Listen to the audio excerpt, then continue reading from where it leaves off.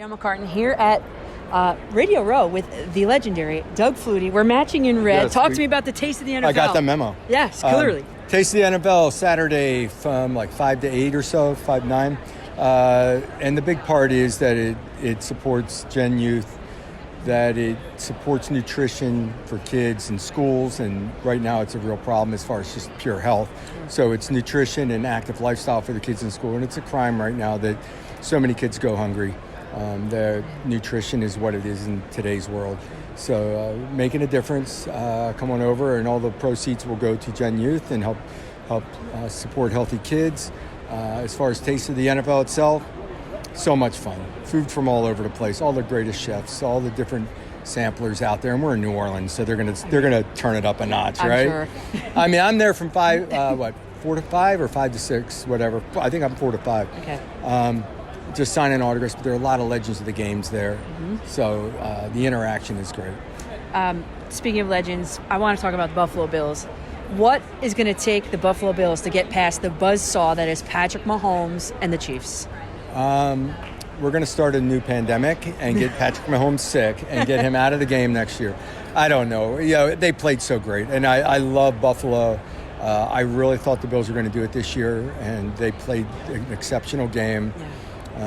There's something to be said for the guys that have been there before and won, and when the situation calls for it, they're relaxed no matter what and they just play calm, cool, collected, and make the plays they have to win games. And they're back in the Super Bowl again, Kansas City. So somebody else beat Kansas City before they get to Buffalo, and then we'll just get here.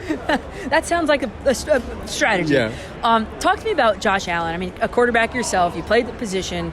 How transcendent is his talent, and what is he able to do on that field? He plays the game the way I played it, but in a much bigger, stronger body with a huge arm and the athlete. Like, I wish I was that big and had the chance to run over people and play as physical as he plays. Yeah. He carries that team. Yes. You know, as he goes, buying time to make plays down the field, as well as just delivering the ball out of the pocket. Especially you saw it in the playoffs. The quarterback runs, the extra times that he's carrying the football.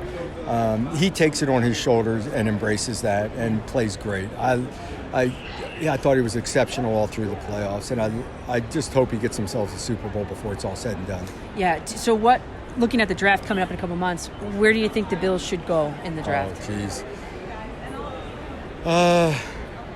I really don't know, specifics of what their needs are. Sure. I do say that they just couldn't stop. So I would go on the defensive side of the ball. Yeah. I would go to the defensive side of the ball and just make improvements where they see necessary. Yeah. The guys that are, like Von Miller, the guys that are big-time rush guys create havoc and can stop drives with a sack. So maybe go get yourself another big-time defensive end. Playmaker, yeah, I agree with that. Yeah. There's a bunch of quarterbacks here. Are you into the college football? Have you seen Shedeur, Cam Ward at all? I did not here. I didn't see. I was at Heisman week, so saw some of the guys there. The college game's changed now. These kids show up at Heisman. Like when we got the Heisman, this was the springboard that launches they already have a career. They're already millions of followers on Instagram or whatever. Yeah.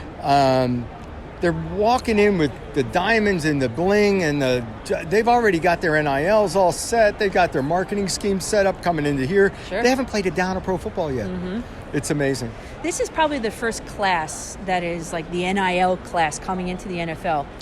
How do you see that playing out, having been in the locker room? And it's got to change. I don't know. Because there are some guys that are worth more in college because they're not going to be NFL guys. They're not going to be NFL stars. They might be a free agent signing and have a chance somewhere, but they had a great college career. They made more money in the 4 years of college. So they try to build their marketing schemes and build their foundation then. And if the NFL happens for them, great. Right. But they don't need the NFL to get a good head start on life. I wonder what the trickle down is at the professional level then because of all that. I don't, well, they're not in as big a hurry. I was going to say they're not in as big a hurry. Some of the guys are not in as big a hurry to get to the NFL, so like declaring early for draft and all that. But the guys that are studs and they want to get to the NFL right away. So it's not going to really affect it other than They could hold out on contracts longer because they're already solid. You're not trying to get mom and dad in the house right away because you've already done that, or the poverty line. A lot of athletes, myself included, coming out of college had nothing. So they're in a hurry to sign that first deal. Yeah. They're not so much in a hurry anymore. Yeah, that's interesting. That's an interesting. We'll see how the Little landscape sidebar. changes. Yeah. All right. Well, I'm Danielle McCartan. He's Doug Flutie, and thank you very much. I appreciate it today. Have fun.